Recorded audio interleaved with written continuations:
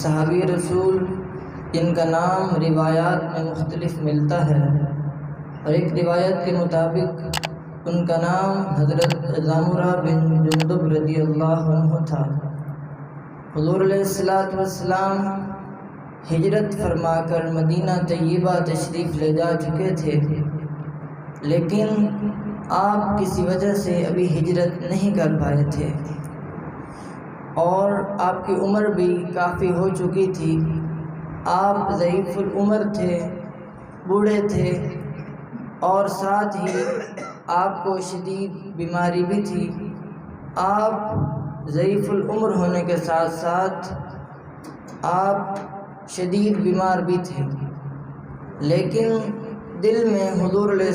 السلام کی بارگاہ میں حاضر ہونے کا شوق وہ بڑھ رہا تھا۔ حضور علیہ السلام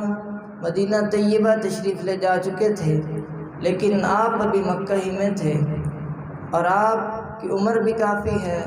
شدید بیماری کی حالت بھی ہے، لیکن اس حالت میں بھی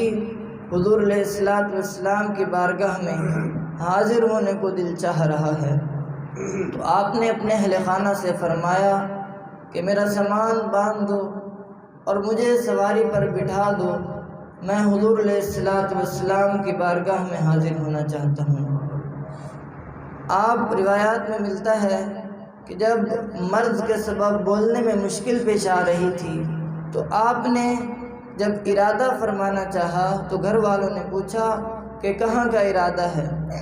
تو آپ نے فرمایا اشارہ کر کے مدینہ طیبہ کی طرف کہ میں حضور علیہ السلام کی بارگاہ میں حاضر ہونا چاہتا ہوں۔ پھر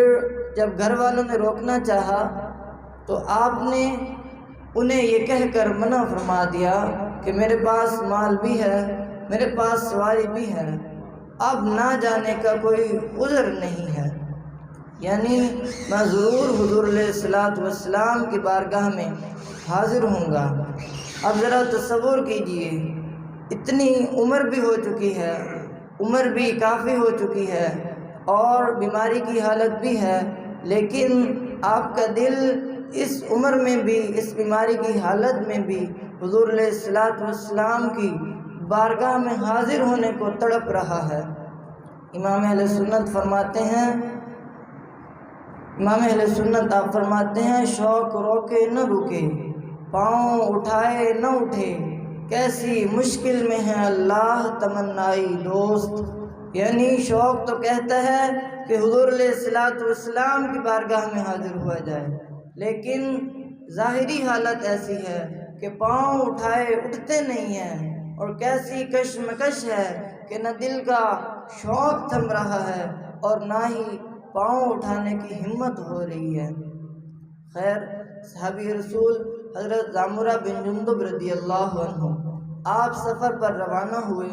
جب آپ سفر پر روانہ ہوئے تو آج کے نقشے کے مطابق آپ صرف 11 کلومیٹر سفر ہی کر پائے تھے۔ آج جہاں مسجد تنعیم ہے، جہاں سے احرام باندھا جاتا ہے، آپ وہاں تک ہی پہنچے تھے کہ قضا آ گئی، حضرت ملک الموت تشریف لائے اور آپ کی روح مبارک قبض فرما لی۔ میرے مرشدی فرماتے ہیں ٹھہر جا روح مضطر، تو نکل جانا مدینے میں، خدا را اب نہ جلدی کر، مدینہ آنے والا ہے۔ تو جب حضرت ضامرہ بن جندب رضی اللہ عنہ آپ کا وصال مبارک راہ مدینہ میں ہو گیا، آپ کی ہجرت مکمل نہیں ہوئی، اس پر بعض لوگوں نے کہا کہ کاش جب اتنی مشکلیں برداشت کی، اتنا سفر کی جو مشکلیں ہیں، اور بیماری کی حالت بھی تھی، ضعیف العمر بھی تھے، اتنی مشکل میں جب ہجرت کا ارادہ کر ہی لیا تھا تو کاش وہ پہنچ جاتے مدینہ طیبہ، تاکہ انہیں ہجرت کا پورا اجر مل جاتا۔ اس پر اللہ تبارک و تعالی نے آیت مبارکہ نازل فرمائی وَمَن يَخْرُجْ مِن بَيْتِهِ مُهَاجِرًا إِلَى اللَّهِ وَرَسُولِهِ، جو اللہ اور رسول کی طرف گھر سے نکلا ہجرت کرتے ہوئے، إِلَى اللَّهِ وَرَسُولِهِ ثُمَّ يُدْرِكْهُ الْمَوْتُ، پھر اسے موت نے آ لیا، فَقَدْ وَقَعَ أَجْرُهُ عَلَى اللَّهِ، تو اس کا اجر اللہ پر ہو گیا، وکان اللہ غفور الرحیمہ،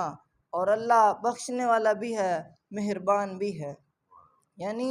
جب وہ گھر سے نکل پڑے اور نیت کیا تھی؟ نیت حضور علیہ الصلاۃ والسلام کی بارگاہ میں حاضر ہونا تھا، تو پھر اگرچہ ان کو رستے میں موت آ گئی، لیکن اللہ تبارک و تعالی انہیں اس سفر کا پورا اجر عطا فرمائے گا، اور اللہ تعالی بخشنے والا بھی ہے، مہربان بھی ہے۔